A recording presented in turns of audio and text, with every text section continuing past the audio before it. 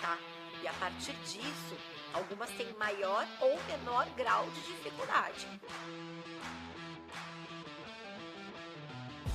Formatos e canais. Eu quero começar a falar dessa gama de possibilidades aí, que são os formatos que a gente pode incluir e colocar o nosso conteúdo para rodar, para girar. E vou começar pelo inbound marketing. O que é o inbound marketing que a gente está tão aí acostumado a ouvir? Ele é aquele marketing de atração. E ele atrai através do quê? Através do conteúdo. Ele gera um conteúdo que é atrativo para um determinado grupo de pessoas. Essas pessoas chegam, né, se sentem atraídas por esse post, por aquele texto, por aquele vídeo, né, por aquilo que você criou. E aí, num segundo momento, as pessoas falam: meu Deus, eu vou deixar o meu e-mail aqui, eu vou deixar meu WhatsApp aqui, eu quero ter mais contato dessa empresa, eu quero saber mais sobre isso.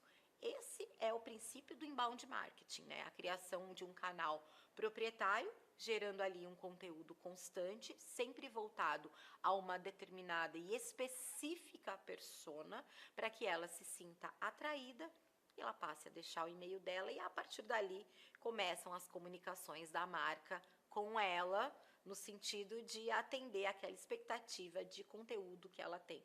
Tem vários exemplos aí, mas para frente a gente vai ver alguns, né? O inbound marketing, ele é muito falado, ele também é conhecido como marketing sem interrupção, ele é conhecido também de outras maneiras. Eu gosto bastante de entender o inbound marketing dentro de uma estratégia onde a gente vai trabalhar um canal proprietário, a gente vai trabalhar um site, a gente vai trabalhar um blog, uma landing page, né? É alguma coisa que é nossa. Depois eu penso também nos canais que eu chamo de canais conversacionais.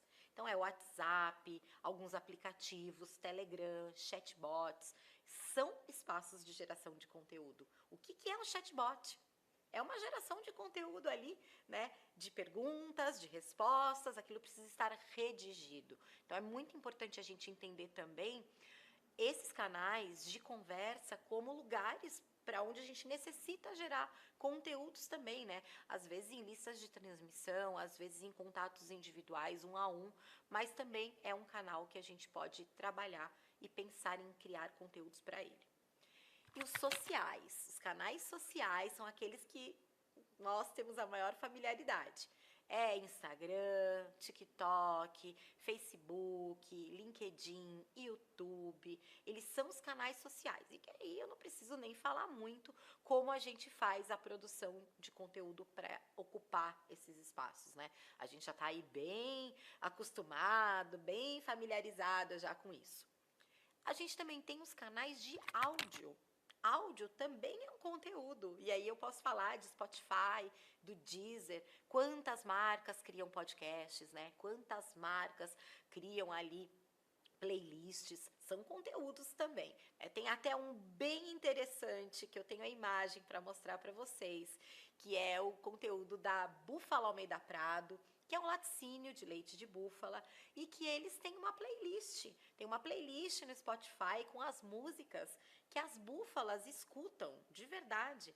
E eu posso falar, gente, é real. Eu já fui nessa fazenda, eu já atendi essa marca, eu já ouvi essas músicas e conversando ali também, né, com as veterinárias, né, com as zootécnicas que trabalham nesse espaço, elas falaram o quanto a música realmente impacta. Agora, eu tenho uma amiga que mora na Austrália e ela ama a playlist das búfalas. Ela vive dizendo para mim assim: nossa, eu ouvi hoje a playlist inteira das búfalas. Ou seja, é um conteúdo também, né? A gente precisa pensar com muito carinho sobre os conteúdos em áudio, principalmente o podcast.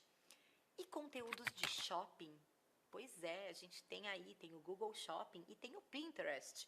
Veja bem, eu não falei do Pinterest em nenhum momento como uma plataforma social, uma plataforma para a geração de conteúdo, para a conexão de pessoas com pessoas. O Pinterest está muito mais uma categoria de buscador de compras do que de rede social.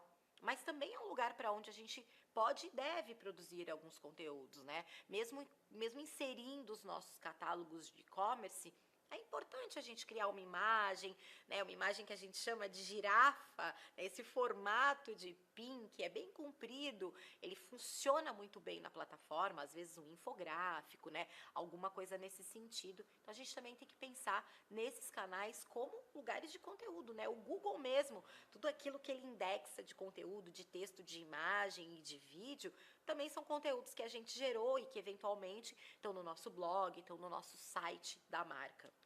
E a gente tem também os canais de CRM, Customer Relationship Management, que são os e-mails, as newsletters, toda aquela comunicação que a gente faz ali direto com o cliente para manter justamente, né, ele lembrando da gente ao mesmo tempo que a gente vai apresentando os nossos produtos, os nossos serviços para eventualmente ali acontecer uma conversão.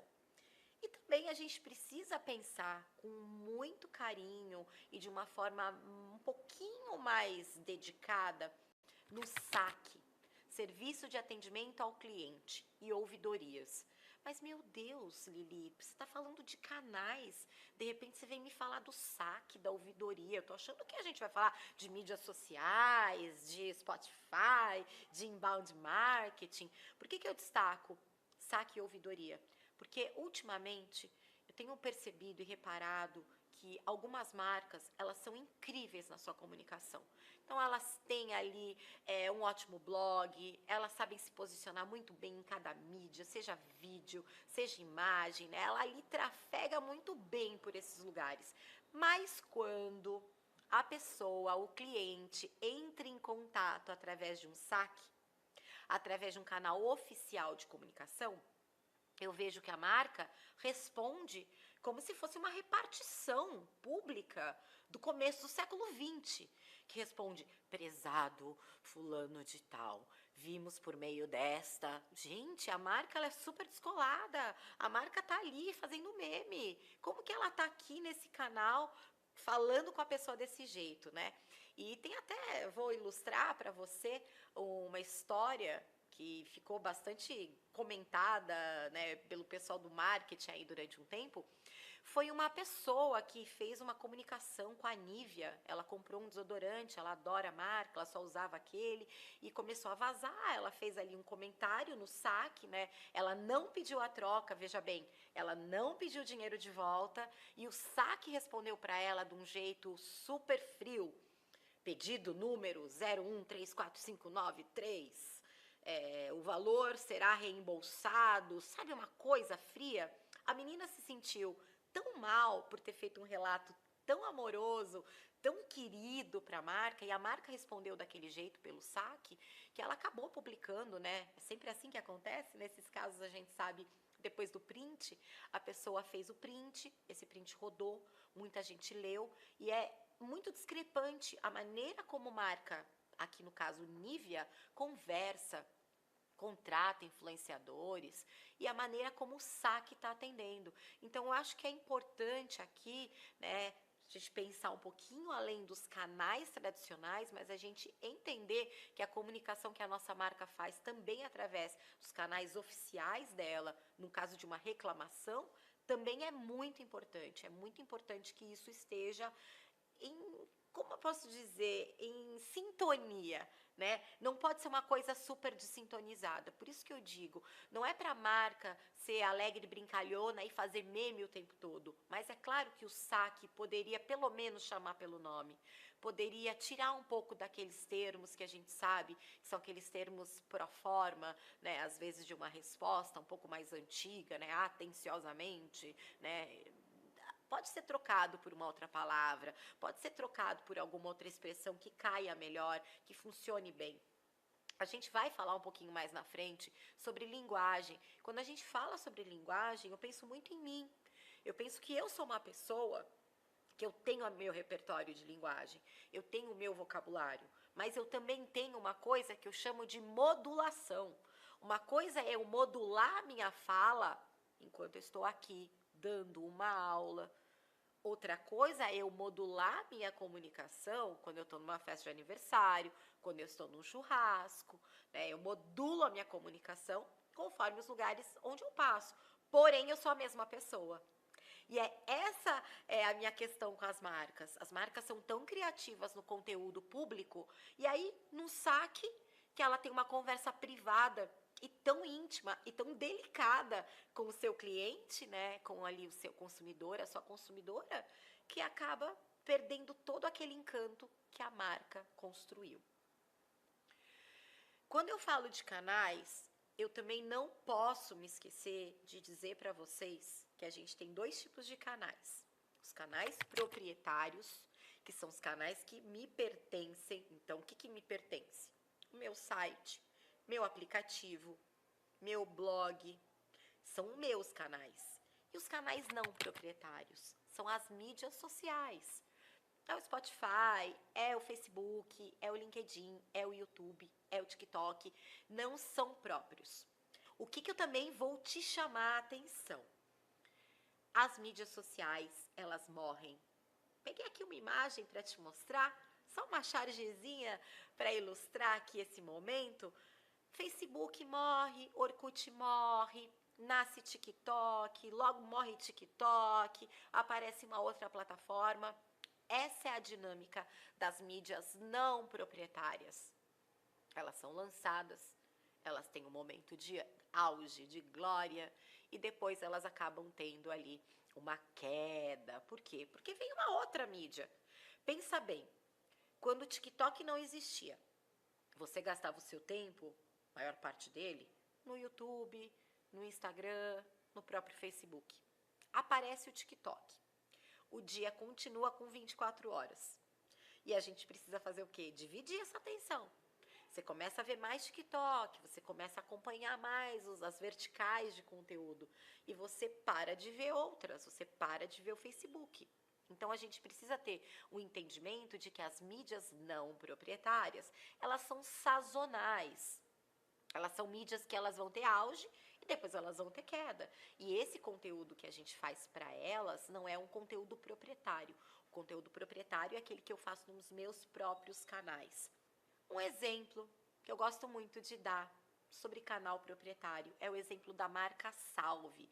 A marca Salve é uma marca de beleza brasileira, uma marca que nasceu na internet, agora que eles têm loja, agora que está vendendo em farmácias, mas basicamente a venda desse produto foi só através do e-commerce durante ali os primeiros anos do lançamento da marca.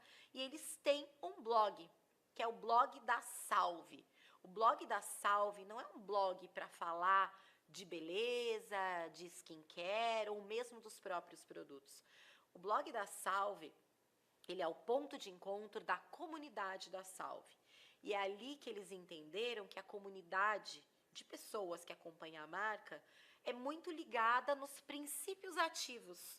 Olha que coisa específica. São pessoas que gostam de saber qual é a composição do hidratante, como é feito aquele óleo, como aquele sérum atua na pele, né? Através dos seus princípios, né? Daquilo que ele tem ali de componentes químicos. Então, o blog da Salve, ele centraliza para a comunidade todo esse tipo de informação bastante específica. É super interessante a gente ver uma marca que o conteúdo, ele é tão importante, né, quanto o próprio produto que ela faz. Então, eu acredito que a Salve, ela tem essa qualidade para ensinar para a gente. E vou aproveitar até um gancho aqui, porque quando eu estou em aula presencial, eu sei que essa dúvida surge. Então, eu vou aqui fazer uma pergunta que talvez você queira fazer. Qual a diferença de um site e de um blog? Um é melhor, um é pior, o que eu faço? Costumo dizer que um site, ele é o endereço institucional da marca, né? Toda marca precisa ter lá o nome da marca.com.br, ela precisa ter uma casa própria. Não, mídia social não é casa própria. Mídia social é a casinha alugada ali, é o Airbnb de férias que você tá, né? Enquanto ali tá funcionando. Então, o site, ele é uma coisa fixa, ele é institucional da marca. O blog, ele é algo dinâmico. Ele não é nem melhor e nem pior do que o site, ele é diferente. Ele serve, muitas vezes, de geração de conteúdo para aumentar o lastro dessa empresa perante o Google. O Google é um buscador. O Google gosta do quê? conteúdos para entregar, encontrar aquilo que as pessoas procuram e pessoas que pagam para serem colocadas no topo da busca. Ele precisa dessas duas moedas aqui, essa moeda dinheiro física e essa moeda dinheiro conteúdo. Conteúdo e dinheiro. Então, o que a gente faz? A gente mescla essas coisas. Uma marca que gera bastante conteúdo, com certeza ela precisa investir bem menos aqui nas palavras-chave para encontrar ali o site dela em primeiro lugar, porque o próprio conteúdo vai gerar perante o Google essa relevância. Eu falei no outro bloco do SEO. O SEO é extremamente importante, é ele que vai colocar a sua marca, né, num posicionamento ali num ranking, primeiro, segundo e terceiro. Então é muito importante que a marca, ela entenda que se ela tiver o enxoval completo, site, blog, canais de distribuição de mídias sociais, ela vai ter ali, obviamente, uma atuação digital mais relevante, né? Mais perceptível, porque ela tá também em termos de ROI. Lembra da calculadora de ROI? Quanto eu gasto, quanto vem de dinheiro, qual é o meu percentual de sucesso? Se eu penso num conteúdo, em alguma coisa que eu uso dentro do site, esse site me dá relevância para o Google. Eu também vou distribuir em canais esse mesmo conteúdo, eu vou editar, fracionar e mandar ele para o Twitter, e mandar para o Instagram, e mandar para o TikTok. Eu vou fazer umas adaptações desse conteúdo. Eu vou falar bastante disso, que a adaptação desse conteúdo ela é muito necessária.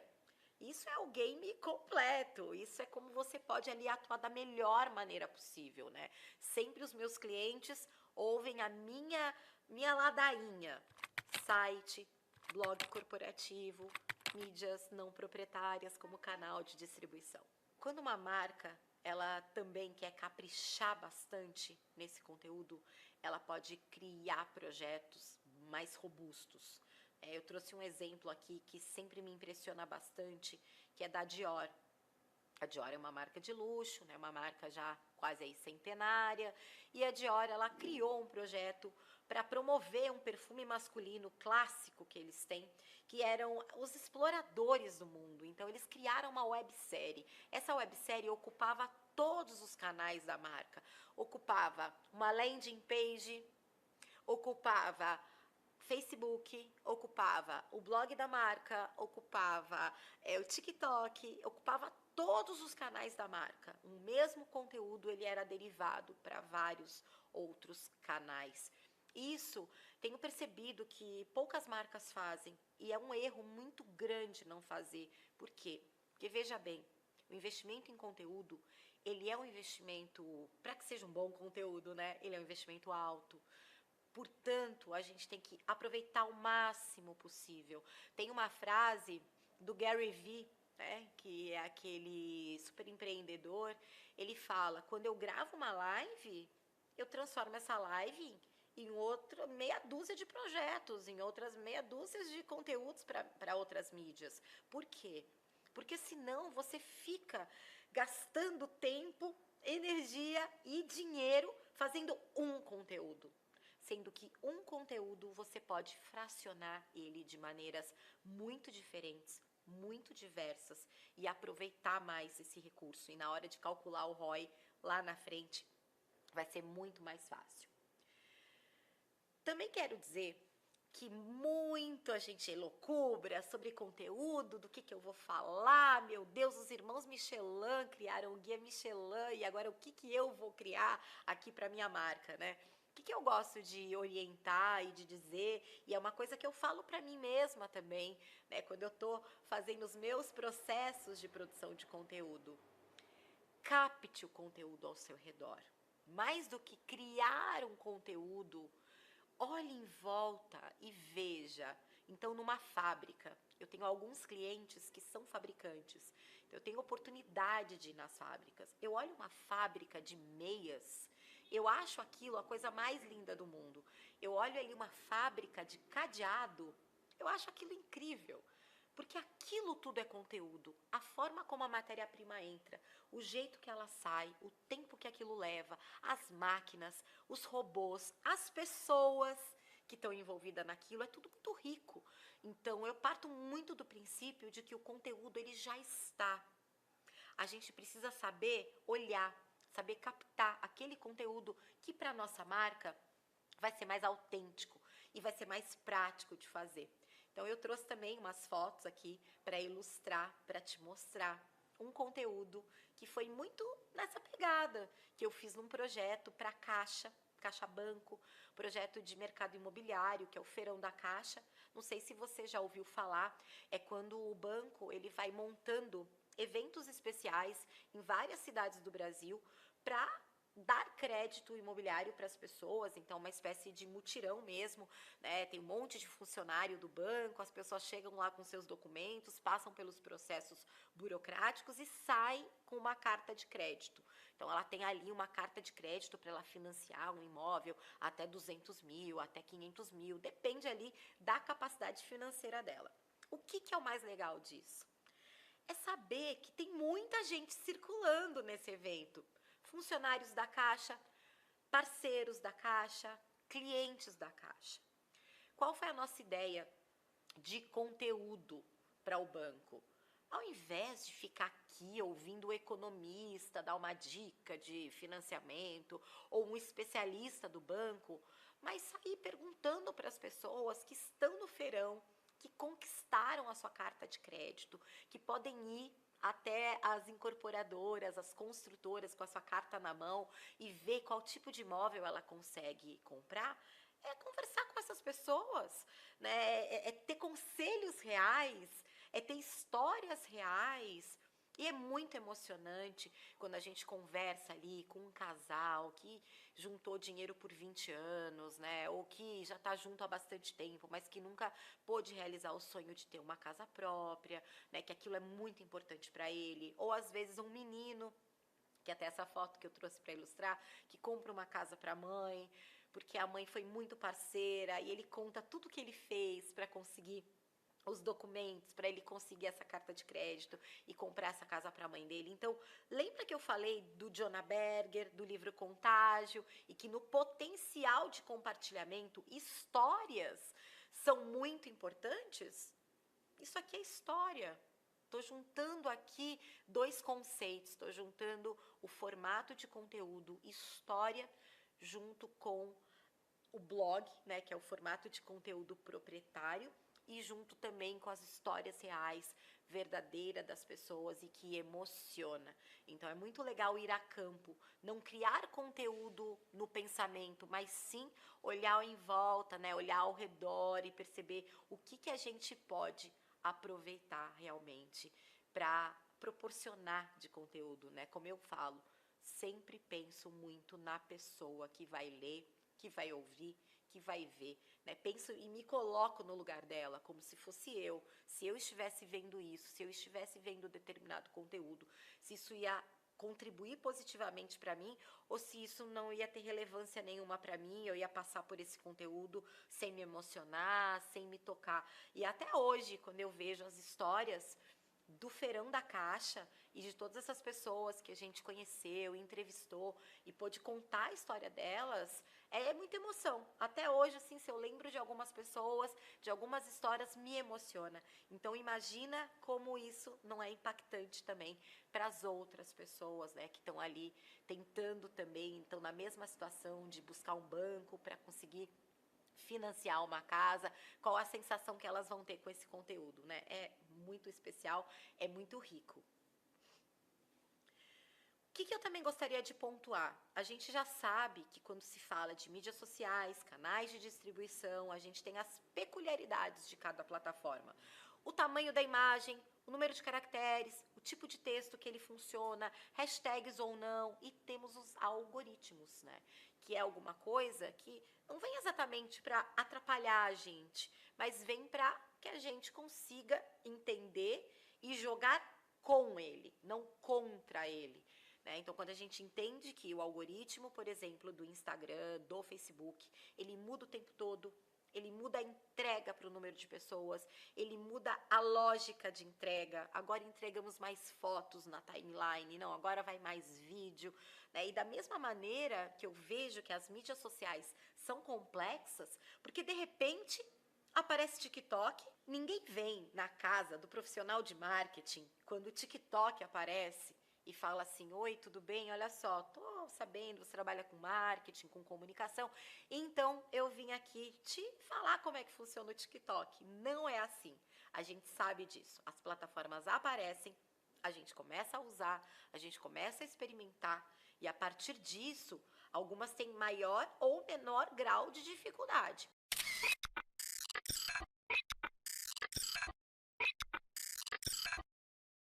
O TikTok, ele é muito divertido, ele é muito rápido, mas ele não é tão fácil assim da gente pensar e criar conteúdo. Quando a gente entra no universo TikTok, a gente percebe que existe as trends, que existe desafios, né? Que as pessoas têm ali coisas que elas fazem como se fossem correntes, né?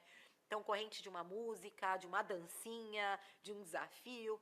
E isso também desafia a gente aqui do nosso lado do marketing a estar sempre alerta, a estar sempre procurando informação, pesquisando. Hoje mesmo eu passei a minha manhã pesquisando sobre uma informação no Pinterest que eu não encontrava mais, né? Eu queria saber se aquele recurso ainda existia ou não. Então, quando a gente fala de plataformas não proprietárias, é um esforço tremendo que a gente faz muitas vezes para conseguir entendê-las e poder exatamente jogar com elas.